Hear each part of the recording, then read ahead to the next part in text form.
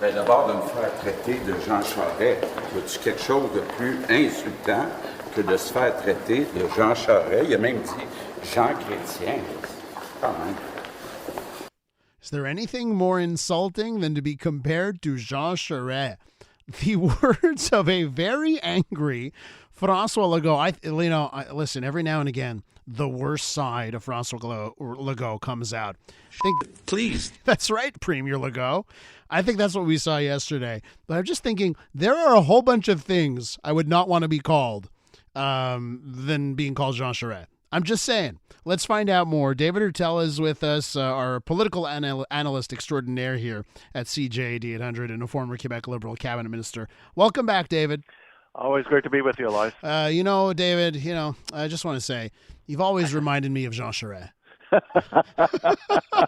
Well, I mean, it is funny, but at the same time, I mean, let's do a little bit of recent history, though. Yes. The CAQ actually rose to prominence. The CAQ was floundering, of course, since the foundation by François Legault, until the CAQ every single day in the National Assembly would rise, all the MNAs would rise, including François Legault, asking for a public inquiry on corruption in the construction industry. Uh-huh. And it was those attacks, continuous, consistent, direct, that ultimately led to the Charbonneau Commission, and ultimately to this image that is still to this day sticking to Jean Charest, even though there's been no findings, judicial findings of any kind. But this image of corruption around Jean Charest, remember, Pierre Poilievre actually used it during the leadership campaign to become leader of the Conservative Party of Canada. True.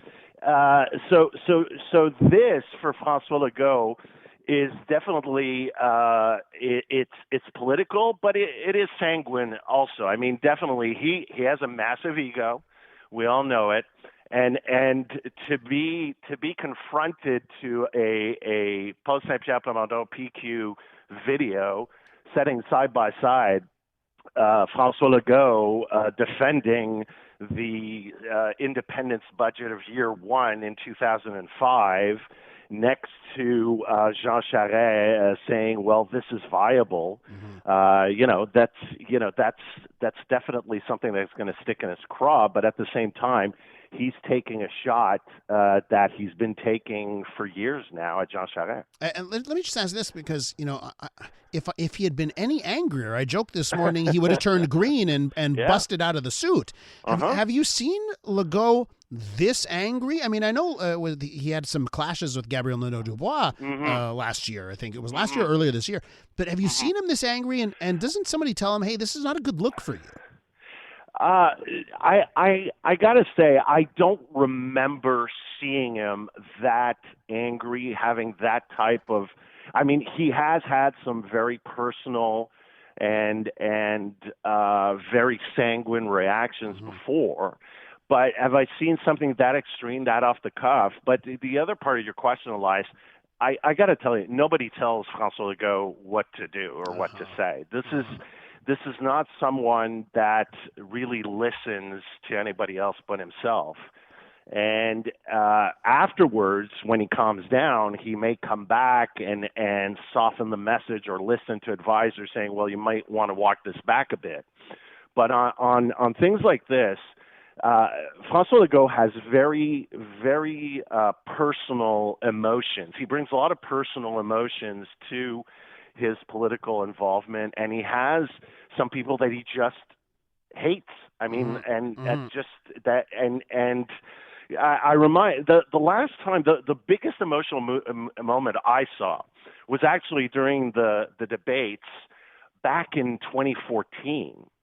When the CAQ was floundering. I mean, in the polls during the campaign that Philippe Couillard ultimately won, there was a moment where the CAQ was actually going to lose seats that it actually held up until 2014. And people were saying, well, you may see the end of the CAQ. And at that final French debate, François Legault just lost it and said tabarnouche and said moi je suis fâché, and he was, I'm mad, It's like that moment in Network, I'm mad as hell and I'm not going to take it anymore. Yeah. And that connected with a part of his electorate, and it saved the party, and it turned it around, and it kind of was a moment for him politically and for the CAQ. That's an interesting point, because sometimes the passion works in your favor. I'm not so sure it worked yesterday, but sometimes it does. David, for us it won't, but at the same time, Elias, remember, his base, Jean Charest, for a lot of Francophone Quebecers, is still tied to this idea of corruption. Yeah. Let's face it. Yeah. Again, I will say this. There's no finding of fact. There's nothing that has been proven about this.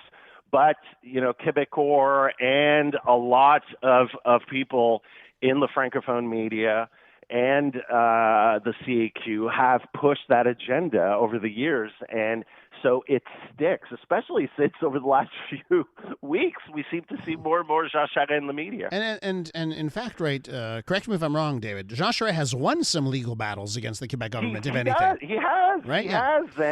And he's won a $385,000 decision awarding him damages for the way the UPAC and the Quebec government has treated him during all these investigations that have led to nothing.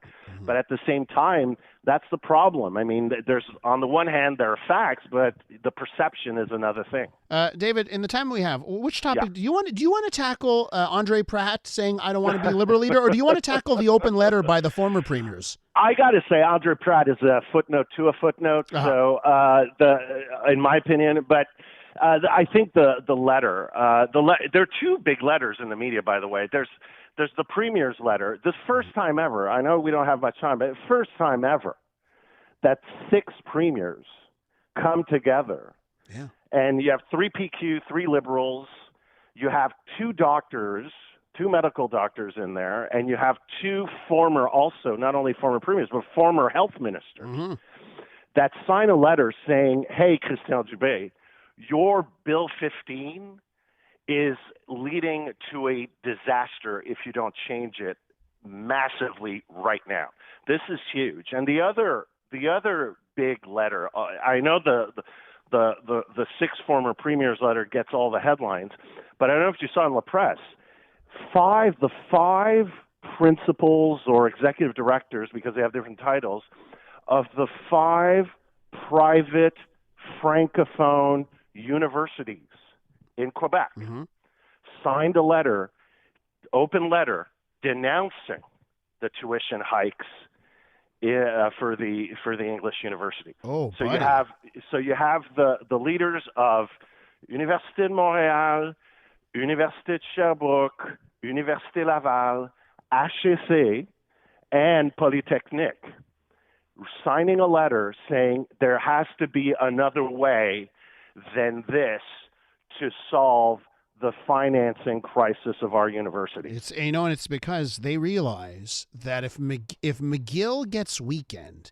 if Concordia gets weakened, it affects their institutions because there's so much crossover naudays. That's exactly it. No, and we've been debating and talking about this now. We're in week 2 of this disaster for the Legault government. And, Pascal Derry is nowhere to be found. We still haven't heard from Fitzgibbon and Girard on this. But the fact is that there is complete, almost total consensus. The only institution, the university institution that has not come out against this is Université du Québec, but that's the government. So, and it's led by Alexandre Cloutier, a former PQ minister. But aside from that, business Francophones, because sometimes, we talk on CJD 800 about how issues that affect the English-speaking community doesn't get as much attention on the Francophone side. Well, here you have it. Yes, you have exactly. The 5 private French universities saying this doesn't work for us either. And that's the key. You know, it should be a teachable moment for the Anglophone community. If you have a good argument and you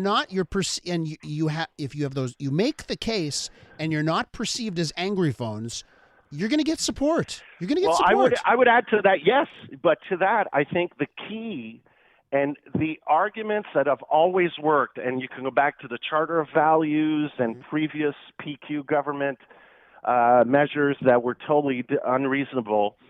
It's when you're able also to tie it to the economic development of Quebec. Yes, and a good old-fashioned shaming also works. Exactly. David, hey, thanks so much for today. We'll catch up real soon. I know we'll hear you on Montreal Now on Friday and then on the Big Five next month. Well, this afternoon, I'm filling in for Jean-François Lisée this afternoon. I'll be on Friday. I'm back with you on the Big Five on Monday. Fantastic. Take care, David. Thanks so much. Take care.